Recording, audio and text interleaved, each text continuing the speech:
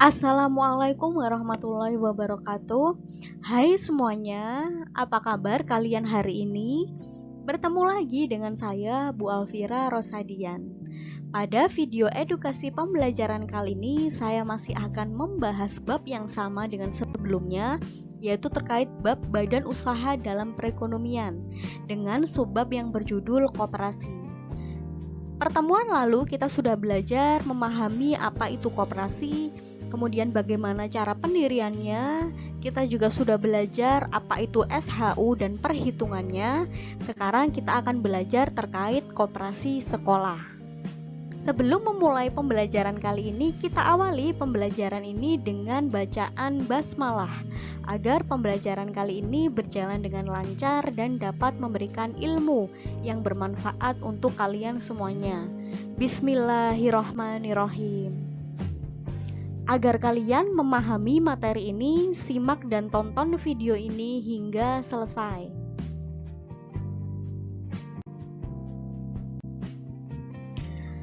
Nah guys, apakah di lingkungan institusi pendidikan kalian seperti sekolah, kemudian kampus itu terdapat sebuah usaha atau toko berjualan kebutuhan alat tulis sekolah ya, kemudian makanan minuman, kafetaria seperti kantin atau fotokopi. Nah, jika ada, itu merupakan bagian dari koperasi sekolah atau koperasi yang didirikan oleh institusi pendidikan. Nah, kita membahas apa itu koperasi sekolah. Koperasi sekolah atau KOPSIS adalah koperasi yang didirikan oleh lingkungan sekolah dan anggotanya merupakan siswa sekolah yang bersangkutan. Nah, jika di sekolah itu dinamakan dengan KOPSIS. Berbeda dengan institusi pendidikan lain, contohnya seperti di kampus atau perguruan tinggi. Biasanya terdapat koperasi usaha yang dinamakan dengan KOPMA atau koperasi mahasiswa. Lanjut, lalu apa tujuan dari koperasi sekolah? Nah, koperasi sekolah ini bertujuan mendidik si siswa itu tadi atau siswa di sekolah untuk belajar berwirausaha atau agar memiliki pendidikan atau pengetahuan, pengalaman dalam menjalankan usaha koperasi, sehingga nanti prakteknya dapat dilakukan secara benar. Keberadaan koperasi di lingkungan sekolah, universitas atau lembaga pendidikan di Indonesia itu diatur oleh Menteri Perdagangan dan Koperasi dengan Menteri Pendidikan dan Kebudayaan dengan nomor keputusan 719 dan seterusnya, dan nomor 282A dan seterusnya tentang pendirian koperasi sekolah dalam lembaga pendidikan di lingkungan Departemen Pendidikan dan Kebudayaan.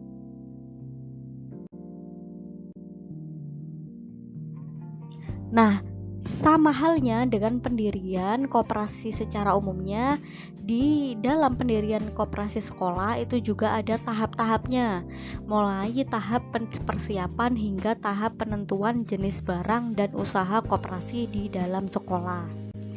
Yang pertama yaitu adalah tahap persiapan. Dalam tahap persiapan ini, kepala sekolah, guru, serta siswa yang tertarik mengelola koperasi melakukan sebuah pertemuan atau rapat terkait pendirian koperasi sekolah, beserta maksud dan tujuannya, dan selanjutnya dibentuk panitia pembentukan koperasi sekolah. Apa saja tugas dari panitia tersebut? Yaitu yang pertama, mengumpulkan informasi mengenai pengertian dan pemahaman koperasi sekolah dengan melakukan kunjungan ke kantor koperasi setempat. Kemudian menentukan waktu, tempat, dan agenda pelaksanaan rapat pembentukan koperasi sekolah. Kemudian menyiapkan administrasi rapat pembentukan. Nah, setelah tahap persiapan, selanjutnya adalah tahap pembentukan koperasi sekolah yang terdiri dari pembukaan, kemudian laporan pembentukan koperasi tentang maksud tujuan pendirian koperasi tersebut. Jadi harus jelas ya, harus terlaporkan, harus ada laporannya kenapa dibentuk koperasi, apa tujuannya mengajukan pendirian koperasi.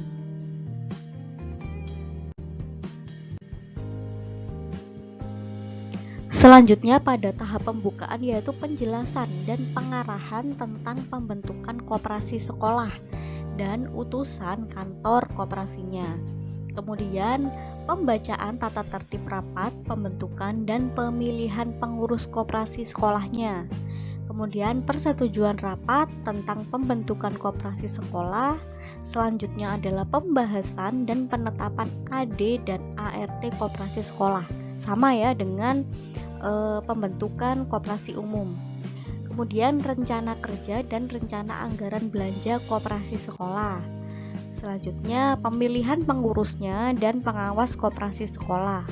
Kemudian penetapan pihak-pihak yang menandatangani naskah akta pendirian koperasi atas nama pendiri.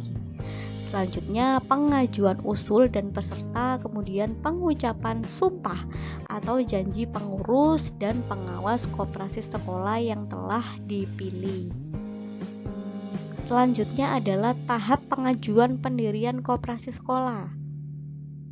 Pengajuan pendirian koperasi sekolah yang telah dibentuk ditujukan kepada Kepala Kantor Wilayah Koperasi Provinsi melalui Kantor Koperasi Kota atau Kabupaten setempat. Kemudian surat permohonan pengajuan pengakuan tersebut dilengkapi dengan yang pertama, akta pendirian koperasi dan anggaran dasar yang telah disahkan sebanyak 2 eksemplar, salah satunya dibubui dengan materai. Kemudian petikan berita acara pembentukan koperasi. Kemudian neraca permulaan neraca awal yang menyatakan kekayaan dan modal dari koperasi. Nah, pengesahan paling lambat dilakukan 6 bulan setelah surat permohonan pengakuan koperasi sekolah itu diajukan.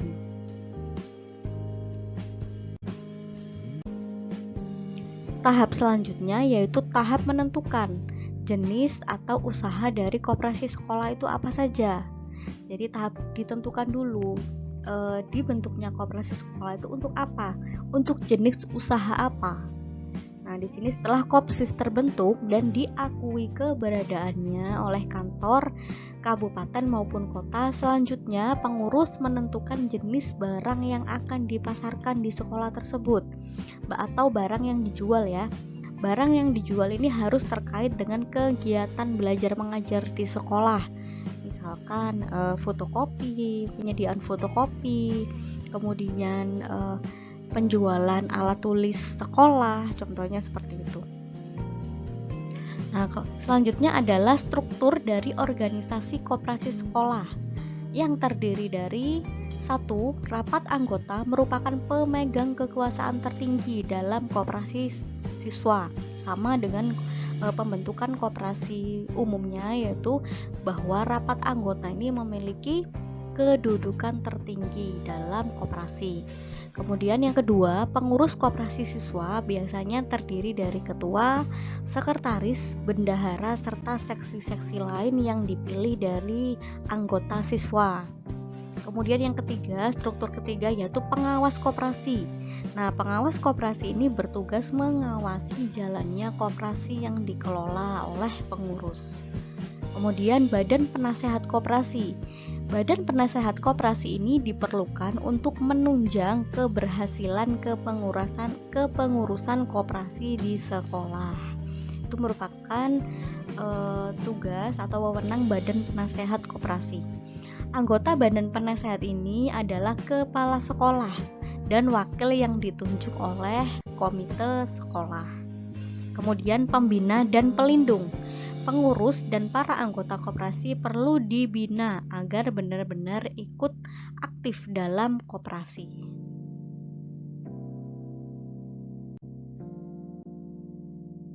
Poin 4 yaitu modal koperasi sekolah. Sesuai dengan Undang-Undang Nomor 25 Tahun 92 tentang Perkoperasian, modal koperasi terdiri dari modal sendiri dan juga modal pinjaman. Jadi ada 2 modal dari koperasi sekolah, yaitu modal yang bersumber dari modal sendiri dan modal hutang atau modal pinjaman. Modal sendiri ini terdiri dari simpanan pokok dan wajib, dana cadangan dan hibah. Sedangkan modal pinjaman itu berasal dari anggota koperasi lainnya dan atau anggotanya. Bank atau lembaga lainnya bersumber dari bank juga ya. Kemudian penerbitan obligasi dan surat utang lainnya dan sumber lain yang sah itu merupakan sumber dari modal pinjaman. Poin 5 yaitu usaha koperasi sekolah. Nah, usaha koperasi sekolah itu apa saja? Tadi dalam pendirian koperasi itu tahap awal adalah menentukan jenisnya, jenis dari usahanya. Nah, ini merupakan contoh dari jenis usaha koperasi sekolah. Yang pertama adalah toko ya. Nah, toko ini adalah yang menyediakan alat-alat tulis seperti buku tulis, pensil dan sebagainya. Itu adalah contoh jenis usaha koperasi sekolah yaitu pertokoan. Kemudian yang kedua yaitu kantin atau kafetaria. Nah, biasanya menyediakan berbagai jenis makanan dan minuman. Contohnya, kalau kalian ada kantin di sekolah kalian atau di kampus kalian, semacam kafetaria, itu merupakan bagian dari usaha koperasi institusi pendidikan. Kalau di sekolah yaitu bagian dari usaha koperasi sekolah. Kemudian simpan pinjam. Nah, di sekolah itu juga menyediakan simpan pinjam usahanya untuk usaha dalam lingkup usaha koperasi ini. Usaha simpan pinjam untuk melayani penyimpanan dan pengembalian uang secara cepat dan sederhana. Hal ini dapat mendidik siswa untuk menabung. Kemudian usaha lainnya yaitu berbentuk jasa. Jasa dalam koperasi sekolah dilakukan dengan membuka usaha fotokopi, kemudian pengetikan, penjilitan, makalah dan sebagainya. Untuk SMK biasanya membuka usaha yang sesuai dengan keahliannya. Misalkan SMK yang berbasis otomotif seperti itu ya. Bisa saja membuat usaha yaitu penerimaan jasa servis. Kemudian bisa juga bekerja sama dengan perusahaan yang berkecimpung dalam usaha otomotif, contohnya seperti itu.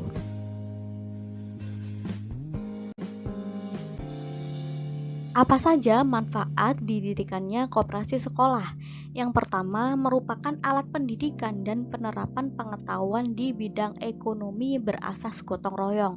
Kenapa berasas gotong royong? Karena ini adalah merupakan kelompok atau organisasi yang bersama-sama melakukan upaya yaitu upaya usaha dalam mendirikan koperasi untuk mencapai tujuan bersama, yaitu merupakan alat pendidikan yang perlu diterapkan untuk siswa agar siswa mempunyai bekal pendidikan terutama pada kewirausahaan ya.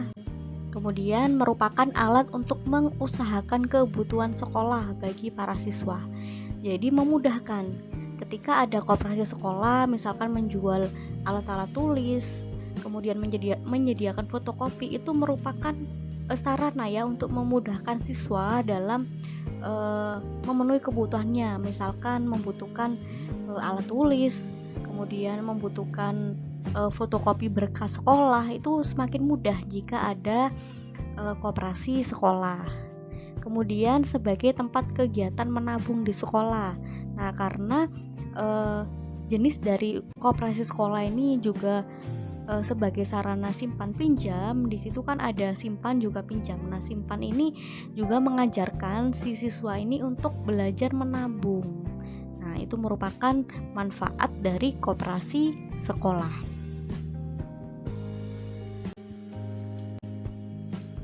Nah, bagaimana guys? Apakah kalian sudah memahami terkait materi ini? Jika kalian sudah paham, coba kerjakan latihan soal ini untuk memperdalam ilmu kalian terkait materi ini ya.